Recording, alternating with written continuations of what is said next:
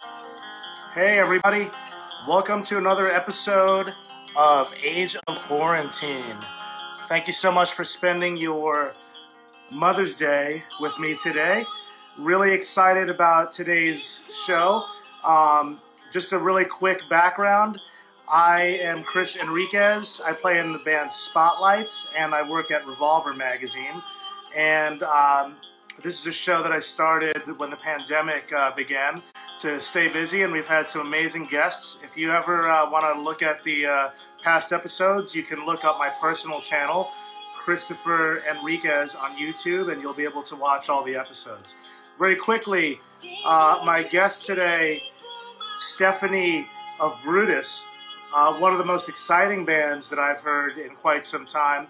I remember hearing about them because Ben Collar of Converge mentioned them online somewhere about how exciting they were, and I watched a couple videos and immediately was taken back. Could not believe what I was seeing or hearing, and I was very lucky to see their first show in the U.S. I believe it was their first show in the U.S. opening for Deftones. I could be wrong. I'll find out. But whatever the case is, they were incredible, and I had the pleasure of meeting the band through their record label. Shout out to Kathy at Sargent House. Thanks for making this happen. And they couldn't be sweeter people. I saw them again at St. Vitus, and God, what a show they put on. In any case, I always wanted to interview Stefanie from the moment that I first discovered them, and I'm going to bring her on the screen right now. I'm very excited to talk to her and get her story. Stefanie should be appearing on the screen momentarily. Let's see if the internet's working. Hello. Hi, Stefanie. How are you? Good. I'm happy it worked. I followed like a tutorial for seniors how to join an Instagram session live, and it worked. So I'm happy. How are you? I'm good.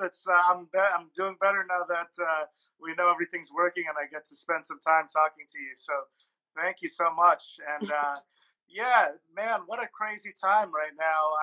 I started the show to try to have some fun and entertain people and talk to my favorite bands.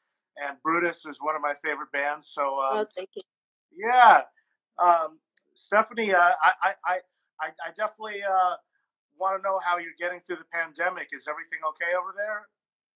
Yeah, everything is okay here. For what I'm doing or we doing at home, like I just try to live like a very structured life because normally we don't have that. But for me and my family, everything is safe. So I can't complain. Like these are weird times, but I feel like everyone is going through the same stuff, so it's kind of bearable or okay. Yeah, yeah. So yeah, like what I said, my friends and family are safe, so I'm very happy, very lucky. Good, good. I'm very happy to hear that. Before we get into the questions, I just want to tell everybody watching, if you guys have questions for Stefanie or me, the question mark on box on the bottom of the screen, and you can use that to submit your questions. And about halfway into the program, I will check and get to your questions. So yes, and also happy Mother's Day to all the mothers out there, and Yeah. thanks for your time with us today. Okay, well, let me ask you, how did this affect the band schedule? Yeah, it was weird because we started rehearsing again and start writing stuff, and like we're a band, we write everything together, like the three of us. It's just how we work. And then suddenly we cannot be in the same room, and we try to do like stuff through the internet. And at first it was very weird, like what are we even doing, like what is the plan? But then we just accepted the situation, try to see it in a different light, like just collect ideas for when we can meet up and be in one room again. But Yeah. for it was very weird because we do everything together, and the writing also, like it's the three of us. So in the beginning, when everything just started, it felt very weird for us to be apart in this like in the writing progress. Yeah, it's very hard. And I was going to ask you eventually to tell me what the writing process is like when it's normal time, but we'll get there. So let's start here. Where are you from originally? I'm originally from Leuven. It's I think for you guys near Brussels. I think everything in Belgium is near Brussels, but it's like 18 kilometers from Brussels, so very small city. And now I live in Ghent, so it's also near Brussels. Okay, okay. And then what are your earliest memories of discovering music? Not underground music, but just music for the first time in your life. I come from a family that like is very into music or plays music or listens a lot to music, and I always knew that my dad was like playing guitar, like it was like normal. And from very young, I think I was 5 or 6 years old, um, I asked if I could play the piano. We had like this old piano in our living room that my mom bought on a flea market. It was very out of tune. And I just kept on asking, like, can I start? Can you teach me something? And then I just started like that. I think that's my earliest memory, and also that there was always like music around me. My parents and my family have a music store, so I don't know, it was always like that. Like there's no like a pre-music time in my life or something like that. Yeah, yeah. Oh, by the way, I got to give you props on that Kiss poster. That's my favorite album behind you. Love that. That was actually one of the first albums that I got when I was young, so I have to shout that out. I didn't notice it until now. Yeah, it's my boyfriend put it there. I don't like it, but I like Kiss. But as you see, it's always coming down. So I don't know. I embraced it, but thank you. I will tell him. Okay, they have a very good singing drummer, so Yeah. um, so when did you start playing? You said you learned how to play piano a little bit, which actually many people don't realize is actually a percussive instrument. But when did you start playing drums, and then also when did you start singing? I think playing the drums, I was like 13 or 14. Um, so I had like a play date with somebody from my class. Like I don't know. um, when we entered her house, there was like a drum kit standing in the living room, and like her twin sister played the drums, and she was like, "Yeah, you want to learn something?" Or I was like, "Yeah, sure." And then she learned me like the most basic beat. Um, and I remember that I went home again, and I just told my parents like, I want to be a drummer. I don't want to That's be a awesome. piano player anymore. But then they were like, yeah, you can start drumming, but you have to continue the piano.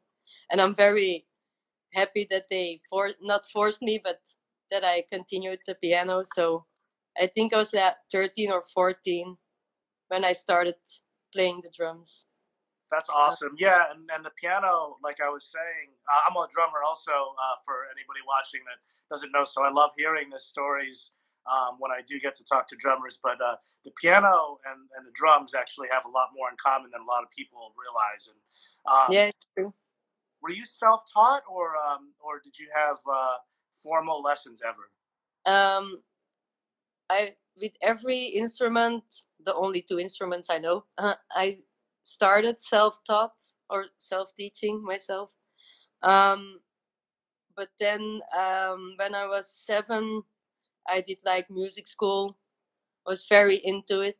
I remember like going to normal school, felt just it was not my thing. And then after school, I went to the music classes, and it was like the best thing ever. Like I can get like good points on something that I like to do. Right. Uh, so yeah, and then with the drumming, like I'd only drummed for 2 weeks, and then Stan, who is now the guitarist in Brutus, was also the bass player from the first band I was in. And I only played drums for 2 weeks, so I was self-taught. And they asked like, "Do you have time?" And I said yes. And then I was in the band. And then after 6 months, I started also taking lessons for drumming because I wanted to do it like decent. I felt like this is maybe a thing that I really like even more than maybe the piano. So I started started following music lessons next to the piano, classical piano lessons. And then in high school, I did like, I don't know what the English word is, but it's high school with like music lessons. So you have like math and languages and history. And then I had extra day of like drums, choir, um, music theory, stuff like that. So yeah, I always went to school for music, and I have a degree in drums. Oh shit! No shit. That's amazing. All right. Well, yeah. Not many people that we interview, especially in the underground music scene, have much formal training. So it's always impressive to hear that. And then, who were your favorite drummers when you were learning? When I was learning, to be honest, when I started playing the drums, I was more like, I was not into drummers, but I was like into bands. Like I knew I want to be in a band. Like I don't want to be a crazy studio drummer, or I don't know. I just wanted to be the best drummer in the band that I'm in. And then it was until I was like, when I was 20, I started like the drumming conservatorium, like I don't know what the name is. Yeah, I know. Yeah, and then I was more like into drummers, but I was mostly influenced by like people I know, shows I went to, or like, of course, I like John Bonham. Like, what's not to like about him? But um, yeah, I was more into bands and or how the drums sounded on records, to be honest.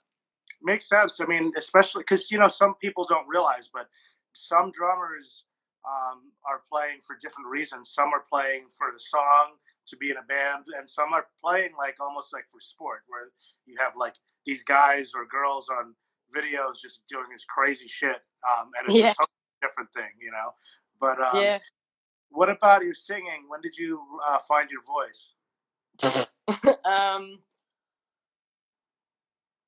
Like I didn't sing in a microphone until with Brutus.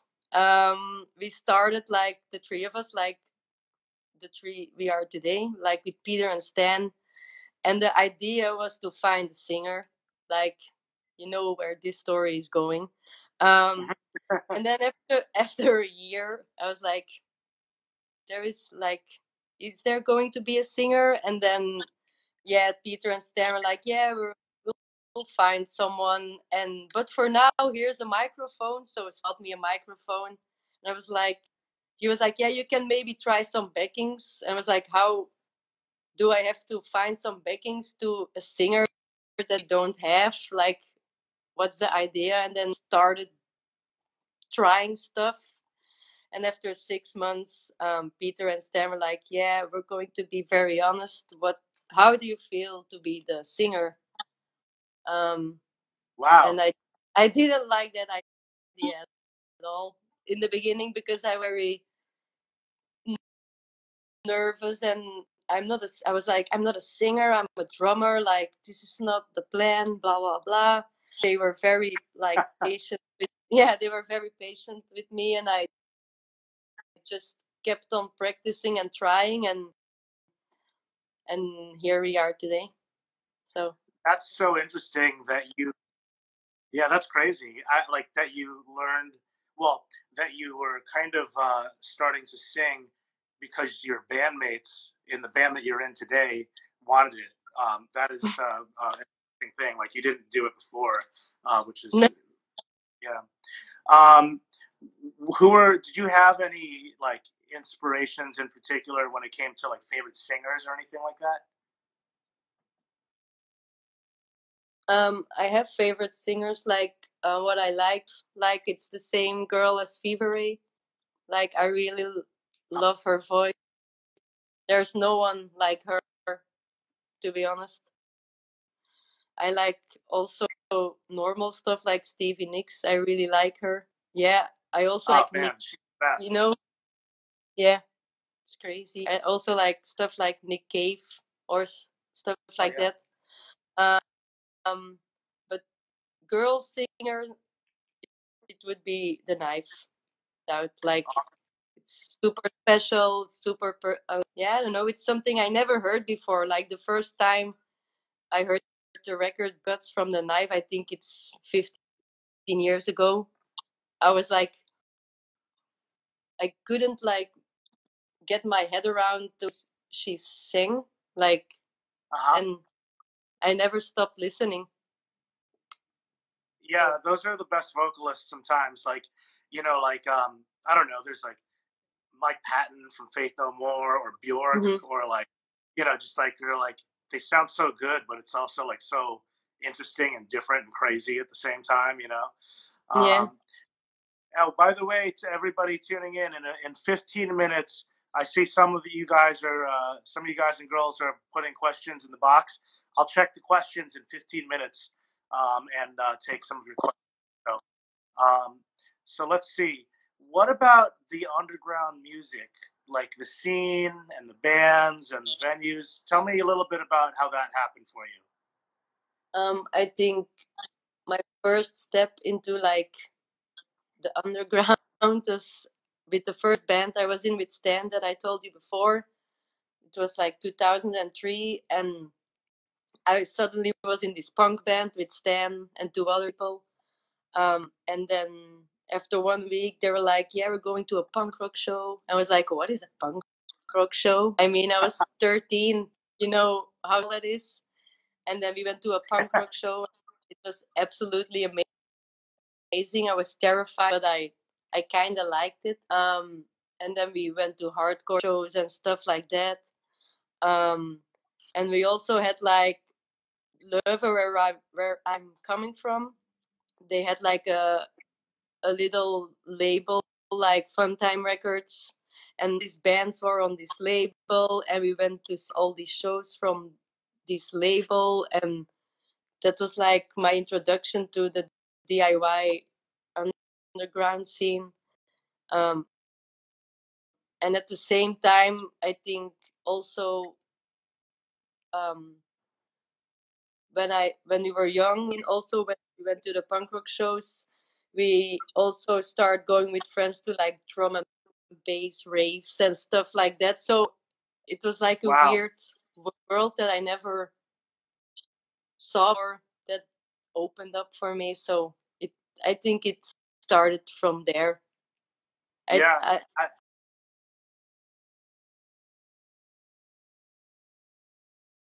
My first like heavy show was Amon Ra 2003 also. It was very, very loud. And oh, I think we got I don't know if it's my internet or yours, but oh, there you're back. You're back. It was frozen for a second. Yeah, the hardcore scene. Okay, right now? Oh, yeah, you're back. Okay. You're back. We only missed a little bit. Don't worry. We heard. That's awesome. Like in your music, I hear a little bit of everything. I hear a little hardcore, more hardcore and punk than metal, and then I also hear a lot of like '90s indie rock, and I hate the word emo because of what it turned into, but old school. I'm going to be 40, so when I say emo, I'm talking about like Sunny Day Real Estate and things of that nature. But very interesting to me. Well, let me ask you, because I grew up in the hardcore scene in New York, and I still love hardcore. It's funny, I saw a picture of you when we were trying to find a picture for the flyer, and you were wearing a Terror shirt, and I thought that was awesome. What were some of the hardcore bands that you were into back in the day? I was not so much into hardcore like my friends were. I was more into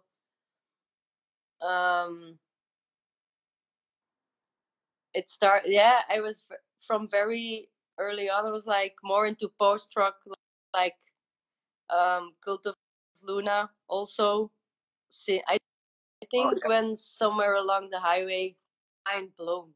Like you have like it's like you're coming from Blink-182, and then you're going to something harder, and suddenly you hear Cult of Luna. You know, you're like it, and then suddenly somebody gives you this music that you never heard before. Is that also a possibility? Like, and that was, I don't know, that I was from very early on into most like post rock instead of punk rock and hardcore, like very dreamy emo chords, atmospheric cry or hard out music. Like that's more emo kids, to be honest. Yes, I hear that. And you know what's amazing is Johannes from Cult of Luna was our guest last Sunday. Yes. So shout out. Yeah. It's cool. That was the last band that I saw before the pandemic was Cult of Luna. So fucking crazy, man. Yeah, and I do hear a lot of post rock in the music too. I should have mentioned that with like the delay pedals and the effects. So what was the local scene like in your area when you were growing up? Yeah, what I was telling before, you had like this one label as like where I lived, like the very small city Leuven, and it was Funtime Records, and like every Friday, not far away, like 10-minute drive or with bike 10 minutes, and that was how it was. Like you went to school and then you went to shows, and then you went to school again and you went to shows. That's a mostly. Sorry. Oh no, so that's a fun. That sounds like a fun day to have. Yeah, it was very fun. Yeah. It was very excited, and like I was telling you before, I was also terrified. You know, from everyone looked so big and so old, and now we still, from that day on, like we still know the people now. Like they're still in bands, and when we play together or when we see each other, like it seems like nothing ever changed, and that's pretty cool. Like I was only 14 when I was in this band, and now I'm older. Yeah, and like no, that's cool. Yeah, we're still friends, and it's very cool, and they're very supportive. Like when we do a big festival, like some people from that crew back then are like standing in the front waving. So cool, to be honest. Hell yeah. Yeah, me and Johannes were talking about that last week in I feel like the difference between the underground music community is that it's a community. It's not like a music industry where people are not friends. So you run into each other and people become real friends and they support each other, and it's real. I love that. Hey guys, I still see some of you submitted questions. Some of you are asking questions in the comments still. I will try to get to your questions in the comments, but it's just so much easier for me if you use the question mark box, because then I have to scroll up, which I'll do in about 6 minutes. But please repeat your questions in the question mark box, and I promise I will ask them. Okay, so let's go to how Brutus started. When did Brutus start? How did it start? I'm going to make this a loaded question. And can you explain the name? It started, I think the first demo was released in 2000, but we started rehearsing from 2012, if I'm not wrong. And so I will try to tell the story right. So first you have this amount of time that we were just rehearsing with like no idea. We had no clue what we were doing. Like we wrote so many songs, and then we thought like, yeah, let's record 3 songs with a friend of ours in our rehearsal room. So we recorded 3 songs, And then one song out of those 3 songs, it's called Bear Claws. You can find it on YouTube. We're like, yeah, let's put it out. And the demo was mixed. I don't think it's not even mastered. I don't know. Like, doesn't matter. And I remember even where I was sitting, I was in my student room. I was like chatting with Peter and Stan, like we have to find a name, we have to put this online. Come on, YOLO, blah blah. And there were like, yeah, there were like many names that already came up. It was like, nah, I don't like it, or nah, it's too cowboy, or nah, it's too hip. And I was all for a long time I was thinking about, I like Brutus, and I kept on bringing it on the table, like I really want Brutus or Brutus. And then it's good, and we're like, yeah, and if you don't like it, we can change, like we just make a Facebook page and then whatever. And then we put like the song online, and then within a few hours we had our first show. I was like, oh my god, what are we doing? And then we just, I don't know, I think we kept the name because it felt like it was good, like it was right. We never talked or discussed about it again. There were so many discussions about the name, and when we had to make like this stupid Facebook page, it was like in 1 second it was Brutus. So that was very cool. That's how it started, and then we had our first show, and then that was like 4 months. Like we posted the demo, and 4 months later was the show, and it was like my boyfriend's band was a headliner, which is a big band in Belgium. It's Steak. And we could be like, it was a festival, and we could like open or be like the third band. So for us, it was like the big ever. And then we just start rehearsing and looking for shows, and suddenly we had like 20 shows and 50 shows and Damn, 100 that's a lot. shows, and it happened so fast, like ridiculous. That's So awesome. And yeah, that's how. I think the story of the name is cool. Like, I always loved when bands named their band like a person's name, like naming a pet or a human being. You know what I mean? It's just one word band names too. They're just easier to remember and open for interpretation when you just pick a name. You know? Yeah, and also because I'm like Flemish speaking, like I'm really struggling now to speak decent English. It's hard for me because I have to think 3 times. But I wanted a band name that wasn't English. So because for me we say Brutus, we never say Brutus. So for me, or for us, it had to be a name like we could say in our own. So for me, that was very important. Yes, and that's an interesting thing to talk about too.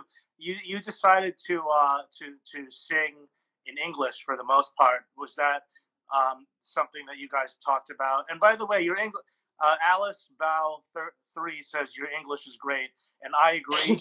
I didn't know that you had any problem speaking English, and to me, it's perfect. Yeah. But did you want to sing in English immediately, or was that something that you guys had to discuss? There was no discussion, but I think it's kind of like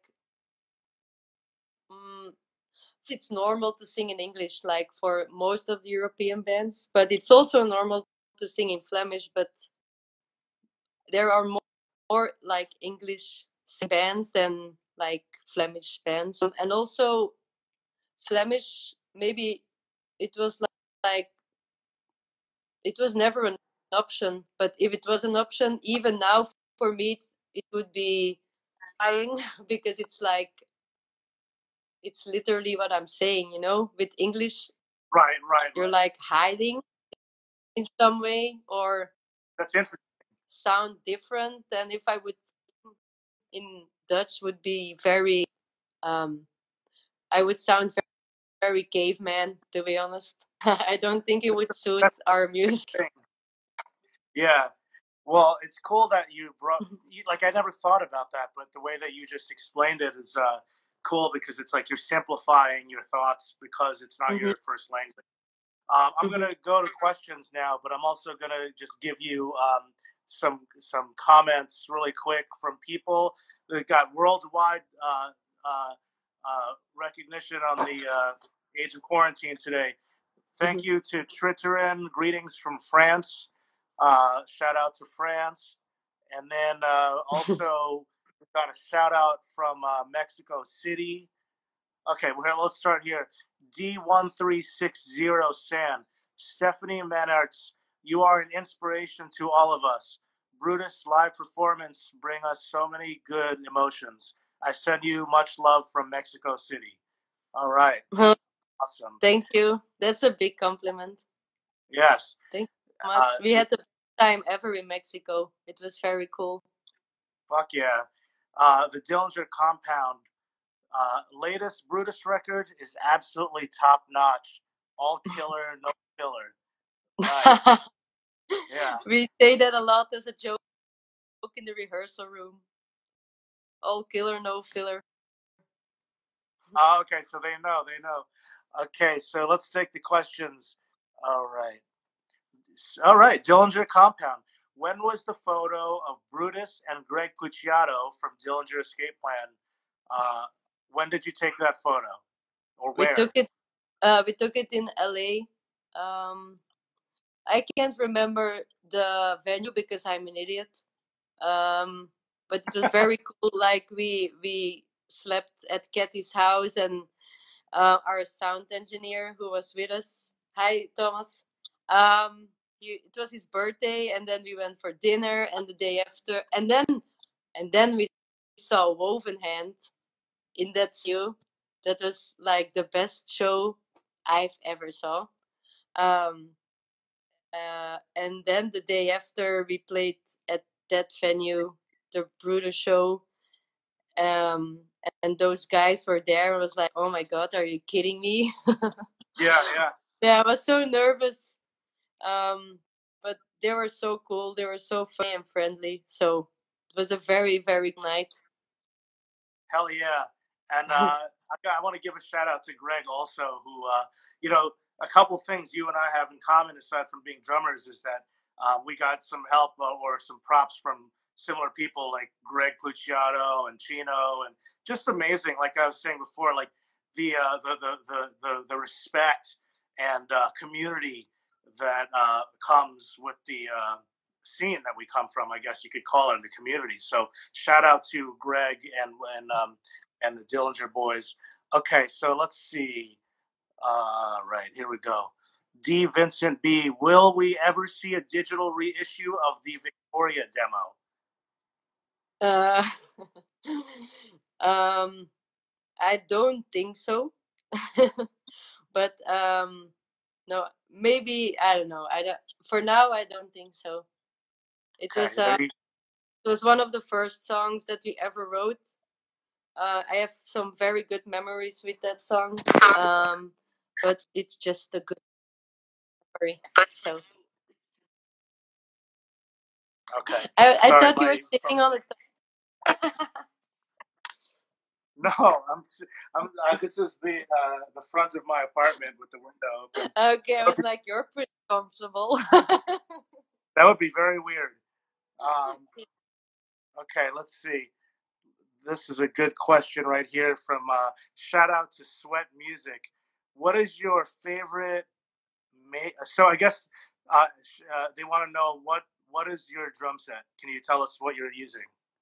Yeah, I'm using a Gretsch USA custom already for 12 years. And the snare I'm using is Ludwig Classic Maple that I bought from a friend.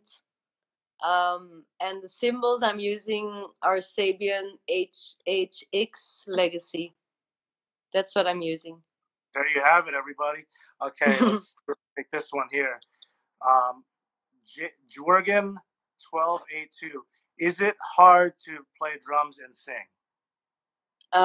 Yes. Like, I mean, um, you know, it's always, you have to be focused the whole time. It never gets easy, to be honest. Of course, you have like parts in the set that you're like, okay, this is okay, this I can do for 2 hours. But yeah, it's very intense, to be honest. Like when we were rehearsing and I don't have to sing, we can do the set list like a few times. But when I have to sing and drum, I can do it one time. I'm not gonna lie about it. And it takes some good practicing, and good warm up. And it's intense. It's super cool, but yeah, it's intense. It's like, it's, you cannot, I don't know how I can express the feeling. Like it's the singing that's the most heavy on my body, to be honest. Like drumming is fucking cool and red, and yeah, I like the drum, but when you have to sing, you have to, I'm just uber focused, so it is hard, but it's fun, but it's hard, and it takes practice. Yeah, I mean, shit, I don't even know how you do that. I always admired drummers that sang and played, but the way that you play is a little different, I think, because you're playing some really fast parts sometimes, and God, the amount of coordination that must go into that is. Yeah, but it's so weird because I can, like, only the singing and drumming I can do at the same time, but answering and doing something, or like, I cannot do anything at the same time except for drumming and singing. So I don't know how that happened. Yeah, no, for sure.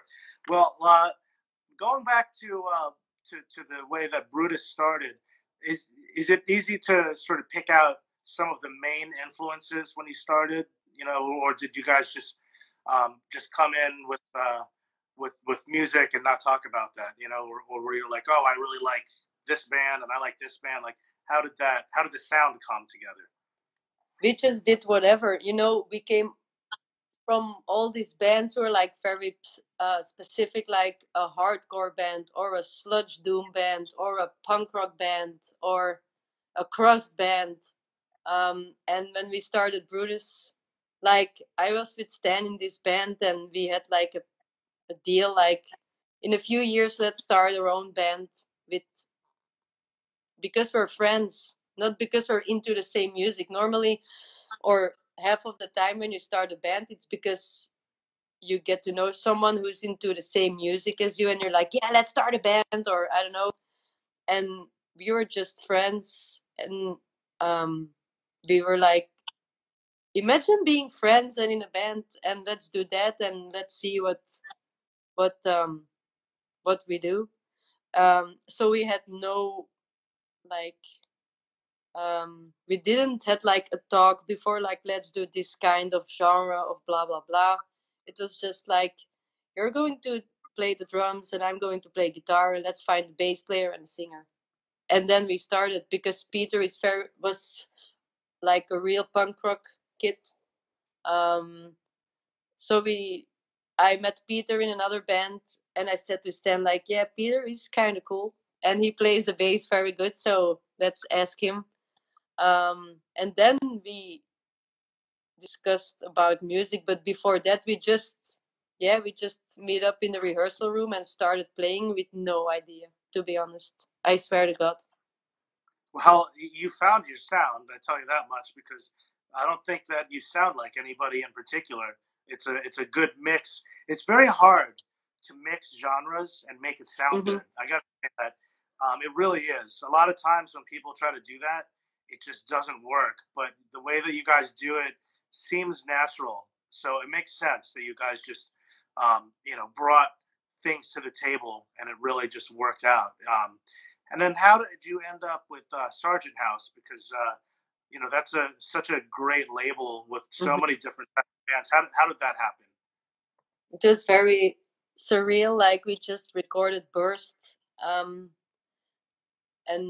we had one label, an English label, Hassel Records, and then suddenly, like, I was with a friend's house, at a friend's house, and Peter sent it like a print screen from a tweet that Sargent House tweeted. Um, And it was like, I love this band, We Are Brutus. And at first I thought like Peter photoshopped this, or I don't know, or this is a joke. Like, is this the Truman Show? Like, super weird. And we were like flipping the fuck out, like, is this real? Blah blah blah. And then she wanted to Skype, and like Katie asked for a meeting, and like everything was so surreal. Like Stan and I been following Sargent House since These Arms Are Snakes, and it was a label that we very much liked. And when the tweet came in, like that changed everything. Like it was so weird. Like, this is not how can this be real, you know? Like everything, I mean, a lot of things in this, when something happens in these bands, with the three of us just look at each other like, is this a joke? Like, how are we so lucky? Like, is this is so stupid? And the same with Sergeant House. It wasn't a dream. Like, we have sleepovers with Getty, you know, it's like, it's just real, and it's so, I don't know, I'm so thankful and so happy. That's great. I love it. That Getty like this little Belgian band. Hell yeah. That's so cool, man. I just love how diverse the roster is, and we got a lot of upcoming guests from the label. So I want to thank Kathy at Sargent House for that. When did you when did you start noticing that popular bands like Deftones and obviously we were talking about Dillinger Escape Plan. When did you start to realize that you were getting noticed, and then eventually how did you get to play with the Deftones? How did that happen? I don't know how that happened, to be honest, or when it happened. But with the Deftones Festival came in. I don't know if we had to tour the US tour first or the show first, to be honest. I have to ask Peter if he's here. But yeah, then that happened. And it was also like the Deftones show was the first show that Katie and Mark from Sargent House came to see us. So I totally forgot about the Deftones, and Sheena was like, I have to make these two people proud because they believe in us, and they brought us from Belgium to the US, and we have to play very good, and blah blah blah blah. And then I think we played quite a good show, and Katie was super happy, and I was so excited. And I met you on that day also. Yeah. And then later that day, we met Shino, and that I think that was the first time in my life I was starstruck. To be honest, I didn't know what do I have to tell this guy? I like all your records. Oh, your voice is so beautiful. Blah blah. Blah. Like I didn't know what to say to him. He was so friendly. He was so nice. And then I have this picture on my phone with him and his dad. It's the best picture ever. Like, yeah, that day was so surreal, like crazy, super crazy. I'm so glad I got to see that because I didn't know that it was the first time your label was seeing you. I had no idea. Yeah. And I also did not know that was your first time. That was your first time in America? Yeah. I didn't know that. I had no idea. And really quick, I know we're starting to get to the 15-minute mark, but God, yeah, the Deftones camp, so cool. They got their ear to the ground. They kind of discovered my band too in terms of like wide recognition. And Chino asked, Cool. yeah, just like how cool. Like I'm so glad they exist and that they are the way they are. So thank God for the Deftones. So what was that experience like for you? I thought you guys were fucking amazing. I was blown away. What was going through your mind when you were playing that show? Please don't suck. Yeah. I don't know. And that was the only thing that went through my mind. Like, don't speed up, sing in tune, make sure you look at the boys.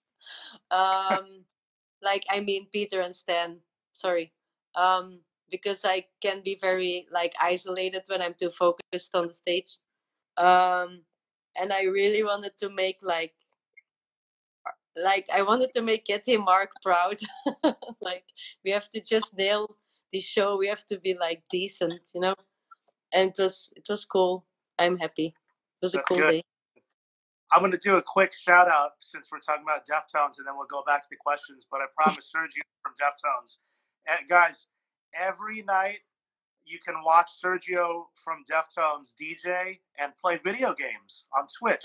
He plays video games. So if you want to watch him play video games, and sometimes he plays bass and he plays songs for people. So if you go on twitch.tv and you look up Pinche Vegano, you can watch Sergio play video games and do cool stuff every night. So shout out to Sergio. What was the overall reaction in the U.S. when you were touring, and how does it compare to the response in Europe? It was ridiculous. I think we sold out quite some shows on that tour. Um, it I don't know. It's so surreal. Like we had no words. Like crazy. Like your the reactions were so crazy. Also in Mexico, in LA, in New York, it was it just back then it just passed me by like it was too much, and like when we were like now during quarantine,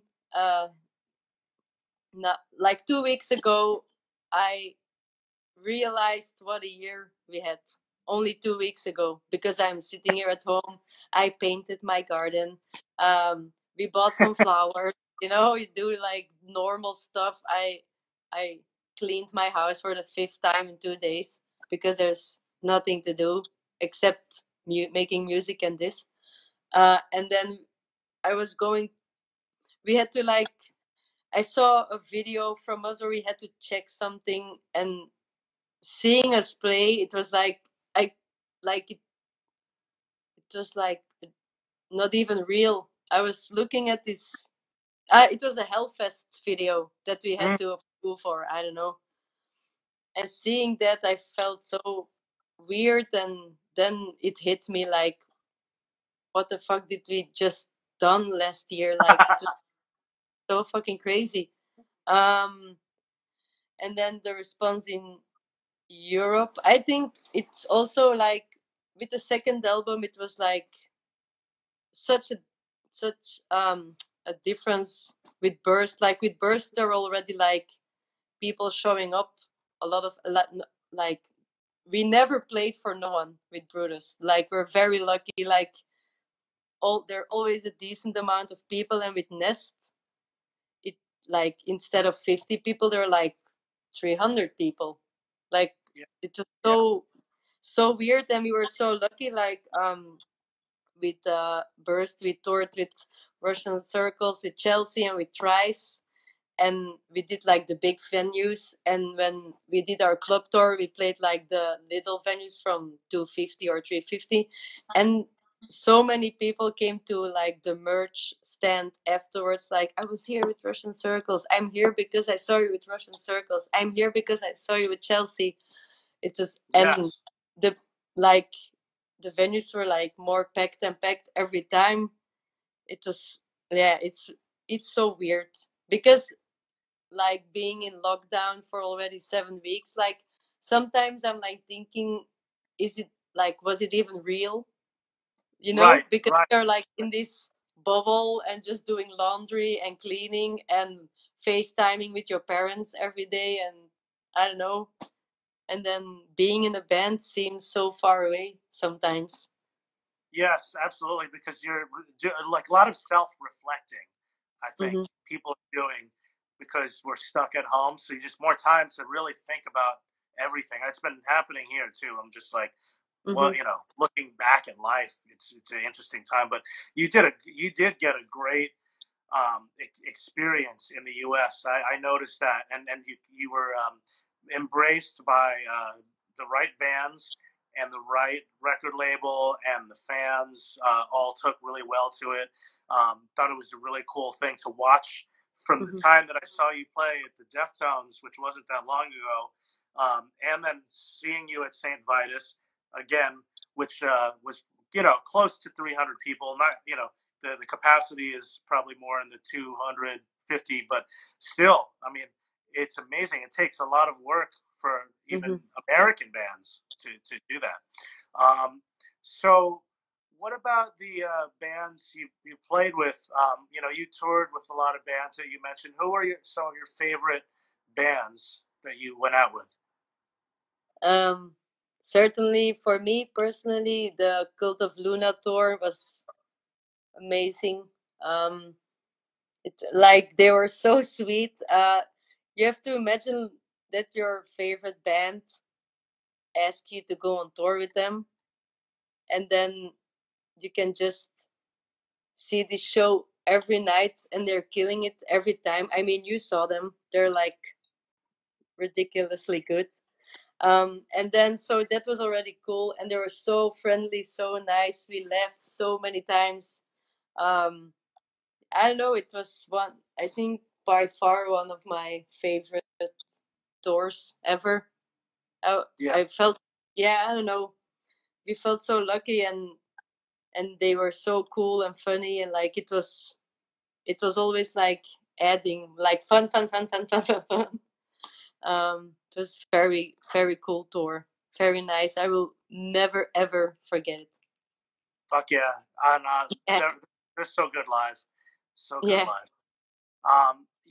There's a few people that I think tuned in on the later side, and I want you all to know that for the next 24 hours, this episode will be available here on the St. Vitus channel, but it will also be on my personal YouTube channel. If you look up my channel, Chris Enriquez, you can watch this episode from the beginning.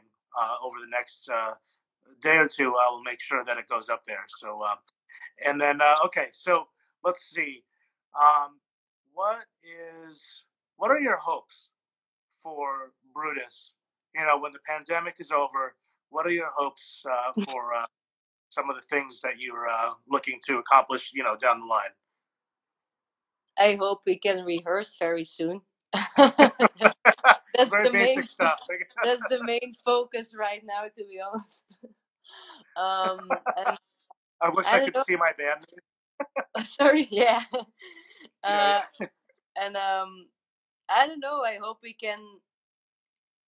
This sounds so hippie, but I hope we can like start writing a new chapter for the next record. That's like um I'm thinking about to write English words, but my brain is stopping. It's okay. I don't know, like with writing Nest, it was so intense, but also very bonding for the band, very beautiful. And I just hope for the future when we write the third record that we have like the same nice time with each other. Um, that we can like set the bar higher every time. Not too high, no. I mean, just No, of making course. making quality and even like more sincere music. That's the main goal, and it sounds typically, but I think every band just wants to do better every time and be more sincere and learn more every time with every record. Yes, That's what I hope, and I hope we can do next year instead of now because there are I no tours. know. So Well, I will see you in at that what is what? Geez, my brain is not working. I will see you at Roadburn Festival yeah, because I'll be there also, but in 2021. I also just want to compliment you and your bandmates on something else, which is that I feel like because I work in the music industry, I meet a lot of bands that are very pretentious sometimes, and they can be a little cocky. And you guys are very sincere and generous and down to earth and friendly, and that goes a long way. There's not a lot of artists out there that are as down to earth. So thank you for being cool. I really appreciate that. Yes, and okay. So here's my last question, and then if we have time, because we're going to get kicked off in 5 minutes. So apologies, everybody. Let's just pretend. We want with this pandemic to be over. But if you're stuck and you can only keep 5 records, oh yeah, fuck. What are those records and why? 5 minutes. Oh my god. I think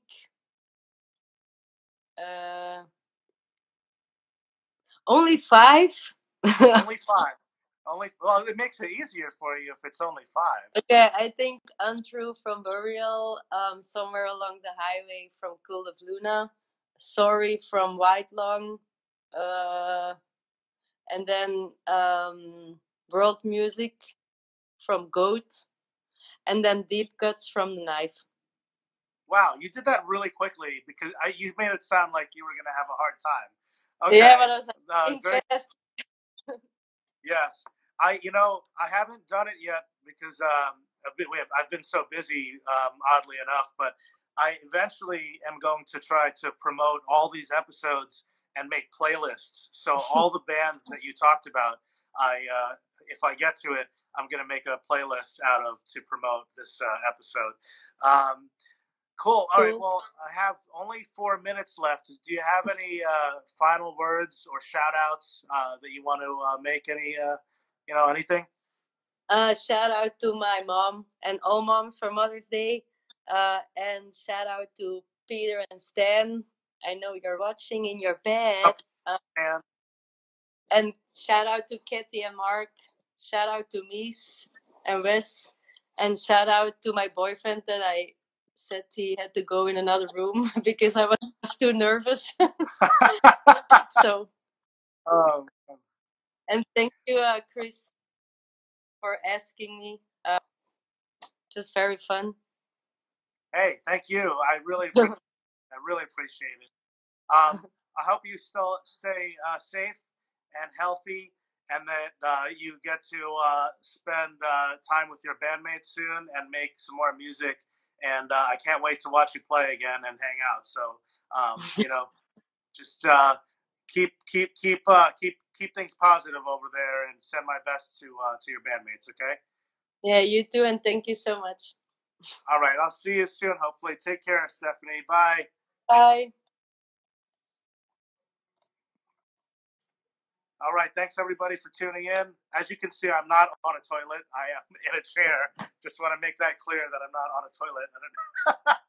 But that was pretty funny. Sorry I couldn't get to all your questions. If you want to follow my YouTube channel and subscribe, just look up Christopher Enriquez, and you will be able to watch all of the episodes that took place. And again, you want to follow me at Chris Enriquez Drums. You want to follow my band at Spotlights Music. And if you want to follow my day job at Revolver Mag, those are, and my hardcore band at Total Meltdown NYHC. Thank you so much to St. Vitus for letting me do my show on their channel. Thank you to all the artists that have been a part of it. Thank you to Sargent House for letting me speak to their artists. And speaking of Sargent House, I'll be speaking with Emma Ruth Rundle very soon. We'll have a schedule up tomorrow, and Chelsea Wolfe. Also, while I have 1 minute remaining on the clock, let me just pull up the schedule.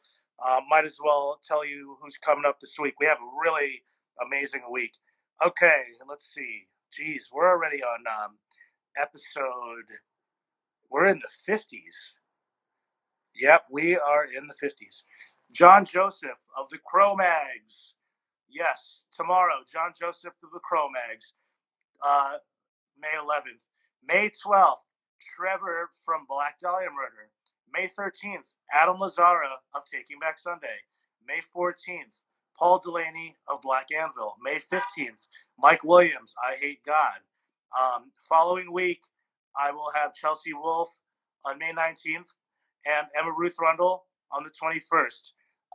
Also that week, we have Madball. We're really mixing it up here for you. And then week 10, we have Creeping Death, Child's Bite, Lingua Ignota, and week 11, I have Saves the Day. So there's just a lot happening. This has been the Age of Quarantine. Stay